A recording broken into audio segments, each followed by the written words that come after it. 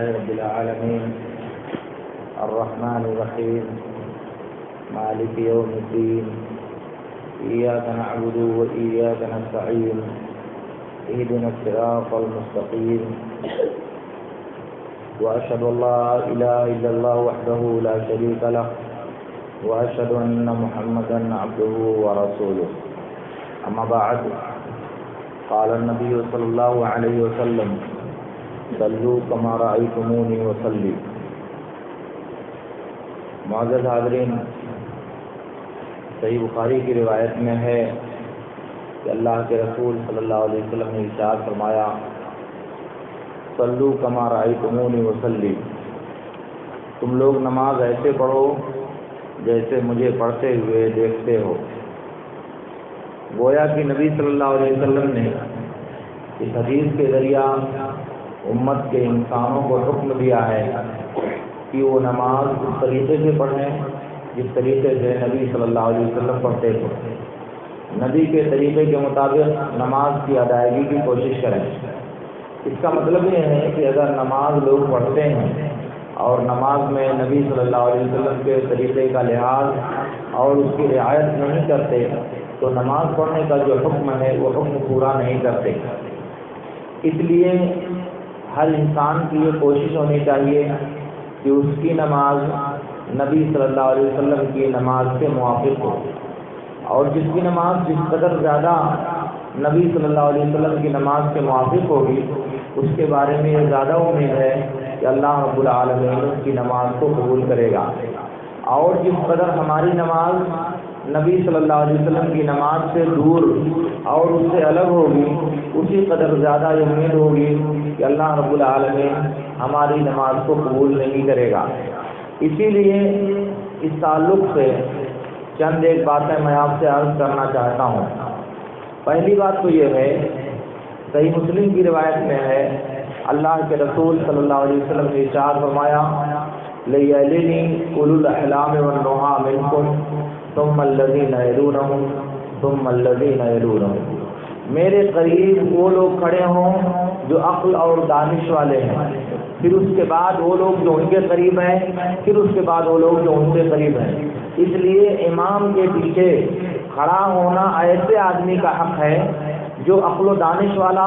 یعنی امام کی جگہ لینے کی صلاحیت رکھتا ہو. اس لیے عام انسانوں کے لیے جو امام کی جگہ نہیں لے سکتے ان کے لیے یہاں امام کے پیچھے کھڑا ہونا جائز نہیں ہے. اسی لیے اگر امام صاحب یا عالم صاحب یا کوئی بھی آدمی موجود نہیں ہے تو جب تک صف بندی نہیں ہو جاتی، امام صاحب نماز نہیں شروع کر دیتے، تب تک یہاں کسی کے لیے کھڑا ہونا جائز نہیں ہے. جب بھی وہ آئیں گے، عالم صاحب آئیں گے، مولوی صاحب آئیں گے جو یہ جگہ لینے کی صلاحیت رکھتے ہوں وہ آ کر کے یہاں کھڑے ہوں گے. لوگ یہاں پیچھے کھڑے ہوتے ہیں امام صاحب کے، اور ان کے پاس امام کی جگہ لینے کی صلاحیت نہیں ہوتی اور جو امامت کر سکتے ہیں وہ وہاں دوسری جگہوں پر کھڑے ہونے پر مجبور ہوتے ہیں. یہ طریقہ جائز نہیں ہے. کسی کے لیے بھی جو امام کی جگہ لینے کی صلاحیت نہیں رکھتا اس کے لیے امام کے پیچھے کھڑا ہونا جائز نہیں ہے. نبی صلی اللہ علیہ وسلم نے اس بات سے منع کیا ہے. اس لیے لوگوں کو جلدی دوڑ کر امام کے پیچھے کھڑے ہونے سے اپنے آپ کو بچانا چاہیے. اور جب صف بندی کی جائے، اگر عالم صاحب لیٹ ہیں، تاخیر سے آ رہے ہیں تو وہ جگہ خالی چھوڑنی چاہیے تاکہ آ کر کے وہ اپنی جگہ کو لے لیں. اللہ کی نماز شروع ہو گئی تب تو خیر سب پوری کر لی جائے گی اور سب کو خالی نہیں چھوڑا جائے گا، لیکن جب تک نماز نہیں شروع ہوتی ایسی جگہ پر عام لوگوں کا کھڑا ہونا نبی صلی اللہ علیہ وسلم نے اس بات سے منع کیا ہے. دوسری بات یہ ہے کہ صف بندی کا اہتمام یہ آدمی کا آپس میں ایک دوسرے سے مل کر کھڑا ہونا، کندھے کا کندھے سے ملانا، ٹخنے کا ٹخنے سے ملانا، گھٹنے کا گھٹنے سے ملانا، یہ نماز میں فرض ہے. اللہ رب العالمین نے اپنے پیغمبر کے ذریعہ متعدد حدیثوں میں اس بات کا حکم دیا ہے. اسی لیے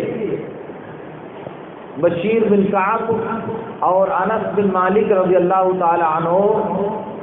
دونوں کہتے ہیں کہ اللہ کے نبی صلی اللہ علیہ وسلم نے ہم کو صف میں ایک دوسرے سے مل کر اور ایک دوسرے سے جڑ کر کھڑا ہونے کا حکم دیا، تو ہم میں سے ایک آدمی اپنے کندھے کو اپنے بھائی کے کندھے سے، اپنے گھٹنے کو اپنے بھائی کے گھٹنے سے، اپنے ٹخنے کو اپنے بھائی کے ٹخنے سے ملا کر کھڑا ہوتا تھا۔ اس لیے یہ صفوں کے درمیان جگہ خالی نہیں چھوڑنی چاہیے، اور ایک آدمی سے دوسرے آدمی کے بیچ میں یہ جو 4 انچ 6 انچ کا فاصلہ نظر آتا ہے، وہ فاصلہ صف میں رکھنا جائز نہیں ہے، بلکہ حدیث میں آتا ہے سد الفرج، صفوں کے درمیان جو خالی جگہ ہے، جو شگاف ہے، اس کو پر کرو۔ اور دوسری حدیث میں نبی صلی اللہ علیہ وسلم نے کہا ما من خطوۃ احب الی اللہ من خطوۃ یمشی الرجل الی الصف لیسد بها فرجۃ، کہا کہ سب سے بہتر اور اللہ کی نظر میں سب سے زیادہ محبوب وہ قدم ہے جو آدمی اس لیے اٹھاتا ہے تاکہ صف میں جو خالی جگہ ہے اس کو پر کر لے اور صف میں خالی جگہ نہ رہنے پائے۔ اس لیے صفوں کو ٹھیک کرنا، ایک دوسرے سے مل کر کھڑا ہونا اور صفوں کے درمیان خالی جگہ نہ چھوڑنا، یہ فرض ہے تمام نمازیوں پر، اور جس قدر صف بندی میں خلل ہوگا اسی کے بقدر نماز میں بھی کمی اور خلل واقع ہوگا، کیونکہ بخاری کی روایت میں ہے اللہ کے رسول صلی اللہ علیہ وسلم نے ارشاد فرمایا سووا صفوفکم فإن تسویۃ الصلاۃ من اقامۃ الصلاۃ، نماز میں صفوں کو ٹھیک کرو، کیونکہ صفوں کو ٹھیک کرنا یہ نماز کو قائم کرنا ہے۔ گویا کہ سب ٹھیک ہوگی تو نماز قائم ہوگی۔ اس کا مفہوم یہ ہے کہ اگر سب ٹھیک نہیں ہوگی تو نماز قائم نہیں ہوگی۔ اس روایت کے بعد الفاظ میں ہے من تمام الصلاۃ، اقامت الصلاۃ کی جگہ پر نماز کو پورا کرنا ہے۔ اس کا مفہوم سب ٹھیک نہیں ہوگی نماز پوری نہیں ہوگی، اس لیے صف بندی میں اس بات کا خصوصی طور سے لحاظ کرنا چاہیے۔ اسی لیے نبی صلی اللہ علیہ وسلم اس وقت تک جماعت کھڑی نہیں کرتے تھے جب تک آپ کو یقین نہیں ہو جاتا تھا کہ سب مکمل طور سے ٹھیک ہو گئی ہے، اور کبھی کبھی آپ صفوں کے درمیان گھومتے تھے، صحابی کہتے کہ ہمارے سینے پر ہاتھ پھیرتے، ہمارے کندھے پر ہاتھ پھیرتے، فلاں تم آگے ہو جاؤ، فلاں تم پیچھے ہو جاؤ۔ اس لیے امام صاحب کی یہ ذمہ داری ہے کہ وہ سب کو ٹھیک کرانے کا اہتمام کریں، جیسے نبی صلی اللہ علیہ وسلم لوگوں کی صفوں کو ٹھیک کرانے کا اہتمام کرتے تھے۔ یہ بات امام صاحب کے لیے جائز نہیں ہے کہ وہ قبلہ کی طرف کھڑے ہو کر کے تکبیر کے فوراً بعد نماز شروع کر دیں۔ ان کو ضروری ہے کہ پہلے سب ٹھیک کرائیں، اس کے بعد نماز شروع کرائیں، اور تکبیر ہوئی فوراً امام صاحب قبلہ کی طرف متوجہ ہوئے اور اللہ اکبر نماز شروع کر دیا، یہ امام کی ذمہ داری کے خلاف ہے، کیونکہ نبی صلی اللہ علیہ وسلم مقتدیوں کی طرف رخ کر کے کھڑے ہوتے تھے، سب ٹھیک کراتے تھے، پھر نماز شروع کرتے تھے۔ اس لیے امام صاحب کی ذمہ داری ہے کہ وہ صفوں کو ٹھیک کرنے کا حکم دیں۔ تیسری بات یہ ہے کہ اللہ کے نبی صلی اللہ علیہ وسلم نے نماز میں تصویب سے منع کیا ہے۔ صوبہ یصوب، تصویب کے معنی ہوتے ہیں اذان کے علاوہ کسی اور چیز میں اور کسی اور وقت میں نماز کی اطلاع دینا، نماز کی خبر دینا۔ تو گویا کی تصویر کا مطلب ہوا کہ نماز کی اطلاع دی جاتی ہے اذان یعنی تکبیر اور اذان سے کہ اذان کھڑی ہو رہی ہے، ان دونوں کے علاوہ کسی اور چیز سے اگر لوگوں کو نماز کے کھڑے ہونے کی اطلاع دی جائے تو یہ بدعت ہے۔ سنن ترمذی اور ابو داؤد وغیرہ کی روایت میں ہے، مجاہد کہتے ہیں کہ ہم لوگ اللہ کے رسول کا ہم لوگ عبداللہ بن عمر کے ساتھ مسجد میں گئے، داخل ہوئے تو دیکھا کہ امام صاحب اعلان کر رہے ہیں کہ لوگوں جماعت کھڑی ہونے جا رہی ہے، تم لوگ آؤ۔ کہا کہ بھاگو اس بدعتی کے یہاں سے، چلو نکل چلو، اس بدعتی کے یہاں سے چلو نکل چلو۔ اس کے بعد وہ اپنے شاگردوں کو لے کر کے وہاں چلے گئے، جا کر کے دوسری مسجد میں نماز پڑھا۔ اس کا مطلب یہ ہوا کہ نماز کے لیے اذان اور اقامت کے علاوہ کسی دوسرے وقت اور دوسرے طریقے سے اطلاع دینا یہ بات اس حدیث میں شامل ہے جس میں نبی صلی اللہ علیہ وسلم نے تصویر سے منع کیا ہے۔ اس لیے یہاں سے امام صاحب جو اطلاع دیتے ہیں کہ فلاں نماز کھڑی ہونے جا رہی ہے، فلاں جماعت کے لیے آپ لوگ تصدیق کر لو، یہ جائز نہیں ہے کہنا، کیونکہ نبی صلی اللہ علیہ وسلم نے اس بات سے منع کیا ہے۔ اس لیے لوگوں کو خود معلوم ہونا چاہیے کہ ہم کون سی نماز پڑھنے جا رہے ہیں، ہم کون سی نماز ادا کر رہے ہیں۔ اس کے لیے امام صاحب کا اعلان کرنا اور امام صاحب کا لوگوں کو بتانا، یہ طریقہ نبی صلی اللہ علیہ وسلم کی سنت کے خلاف ہے، اس لیے ایسا نہیں کرنا چاہیے۔ اور ایک اور بات کہ آتے ہیں لوگ مسجد میں نماز پڑھنے تو سنت پڑھ رہے ہیں، کوئی دوسری صف میں، کوئی تیسری صف میں، کوئی چوتھی صف میں نماز پڑھتا ہے اور اس کے سامنے کوئی چیز موجود نہیں ہوتی۔ مسجد میں اس طرح نماز پڑھنا کہ آگے دور تک فاصلہ ہو یا 3 ہاتھ سے زیادہ فاصلہ ہو، یہ نمازی کے لیے جائز نہیں ہے۔ حدیث میں آتا ہے، ابو داؤد اور صحیح ابن خزیمہ کی روایت میں ہے کہ اللہ کے رسول صلی اللہ علیہ وسلم نے فرمایا، اذا صلی احدکم الی سترۃ فلیدن منها لا یقطع الشیطان علیہ صلاته، جب تم میں سے کوئی آدمی نماز پڑھے تو کسی چیز کی آڑ میں، سترہ میں لے کر کے نماز پڑھے اور اس کے قریب کھڑا ہو تاکہ شیطان اس کی نماز کو کاٹ نہ دے، شیطان اس کی نماز کو باطل نہ کر دے۔ اب اگر آپ دوسری اور تیسری صف میں نماز پڑھتے ہیں اور آپ کے اور دیوار کے درمیان لمبا فاصلہ ہے، 10 ہاتھ کا، 15 ہاتھ کا فاصلہ ہے، تو اب اگر شیطان نے آپ کی نماز کو کاٹ دیا تو آپ کو پتہ بھی نہیں چلے گا۔ زندگی بھر آپ نماز پڑھتے ہیں اور ایسا ہے شیطان نماز کاٹ دیتا ہے، ایسا ہوا کہ آپ نے نماز ہی نہیں پڑھی۔ اس لیے ضرورت اس بات کی ہے کہ جب بھی نماز پڑھنے کھڑا ہوا جائے، چاہے فرض نماز ہو چاہے نفلی نماز ہو، ہر دو صورت میں سترہ آڑ کسی چیز کی اوٹ میں کھڑا ہو کر نماز پڑھا جائے، وہ دیوار سے قریب ہو، کھمبے سے قریب ہو، کرسی سے قریب ہو، یہ ضروری ہے کہ اسی طرح سے نماز پڑھی جائے۔ نبی صلی اللہ علیہ وسلم، صحیح بخاری کی روایت میں ہے کہ جب خانہ کعبہ میں داخل ہوئے تو اندر سے دروازہ بند کر لیا، بلال، اسامہ، عثمان بن طلحہ اور نبی صلی اللہ علیہ وسلم داخل ہوئے اور بند کر دیا۔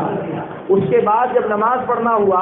تو آپ آگے بڑھے، یہاں تک کہ دیوار کے پاس پہنچ گئے اور 2 کھمبوں کو اپنے بائیں طرف اور 3 کھمبوں کو اپنے دائیں طرف کیا، اور آپ کے اور دیوار کے درمیان 3 ہاتھ کا فاصلہ تھا، وہاں جا کر کے آپ نے نماز پڑھی۔ اس کا مطلب کہ وہاں دیوار کے پاس اگر آپ نماز پڑھتے شروع میں تو آپ کے اور دیوار کے درمیان فاصلہ لمبا ہوتا جو درست نہیں تھا، اس لیے نبی صلی اللہ علیہ وسلم آگے بڑھے اور دیوار کے قریب کھڑے ہو کر آپ نے نماز پڑھا۔ اس لیے ہماری ذمہ داری ہے کہ ہم جب نفل نماز پڑھنے کھڑے ہوں، سنت پڑھنے کھڑے ہوں، تو ایسے بیچ میں اور دور نہ کھڑے ہوں بلکہ دیوار کے قریب کھڑے ہو کر نماز پڑھیں تاکہ ہماری نماز نبی صلی اللہ علیہ وسلم کے طریقے کے مطابق ہو۔ صحیح مسلم کی روایت میں ہے، ام المومنین عائشہ رضی اللہ تعالیٰ عنہ کہتی ہیں کہ اللہ کے رسول صلی اللہ علیہ وسلم سے نمازی کے سترہ کے بارے میں پوچھا گیا تو آپ نے بتایا کجاوے کی پچھلی لکڑی کے معنی۔ سوار جب اونٹ پر سوار ہوتا ہے تو اس پر ایک لکڑی رکھی جاتی ہے کجاوا، اس پر وہ بیٹھتا ہے اور پیچھے لکڑی بلند رکھی جاتی ہے 1 ہاتھ کے بقدر، جس پر وہ ٹیک لگاتا ہے، اسی کو کجاوے کی پچھلی لکڑی کہا جاتا ہے، جیسے کرسی پر ٹیک لگانے کے لیے چیز ہوتی ہے۔ ابو داؤد کہتے ہیں سنن ابی داؤد میں کہ اس لکڑی کی اونچائی تقریباً 1 ہاتھ ہوتی ہے۔ اس لیے معلوم ہوا کہ ایسی چیز کی طرف رخ کر کے نماز پڑھا جائے جو چیز کم سے کم 1 ہاتھ بلند ہو۔ وہ موٹی اور چوڑی یہ مطلوب نہیں ہے، کیونکہ مستدرک حاکم اور مصنف عبد الرزاق وغیرہ کی روایت میں ہے اللہ کے رسول صلی اللہ علیہ وسلم نے فرمایا لِيَسْتَتِرْ أَحَدُكُمْ فِي الصَّلَاةِ وَلَوْ بِسَهْمٍ، چاہیے کہ تم میں سے ایک آدمی نماز میں سترا کر لے اگرچہ کہ تیر ہی کیوں نہ ہو، اور تیر ظاہر ہے کہ باریک ہوتی ہے، موٹی اور چوڑی نہیں ہوتی، بلکہ اس میں بلندی ہوتی ہے، جب آپ اس کو گاڑیں گے، نصب کریں گے تو وہ اوپر کی طرف اٹھے گی، اور ظاہر ہے کہ تیر 1 ہاتھ یا اس سے زیادہ لمبی ہوتی ہے۔ میرے عرض کرنے کا مطلب یہ ہے کہ نماز کے لیے مسجد میں جب کھڑا ہوا جائے تو دیوار سے قریب کھڑا ہوا جائے یا کسی بھی چیز کی آڑ میں اس کے قریب کھڑا ہو کر نماز پڑھا جائے تاکہ ہماری نماز نبی صلی اللہ علیہ وسلم کے طریقے کے مطابق ہو۔ یہ چند باتیں میں عرض کرنا چاہ رہا تھا آپ سے نبی صلی اللہ علیہ وسلم کی احادیث کی روشنی میں، اس لیے اللہ رب العالمین سے میری دعا ہے کہ اللہ رب العالمین ہمیں نبی صلی اللہ علیہ وسلم کے طریقے کے مطابق اپنی نمازوں کو ادا کرنے کی توفیق عطا فرمائے۔ وآخر دعوانا ان الحمد للہ رب العالمین۔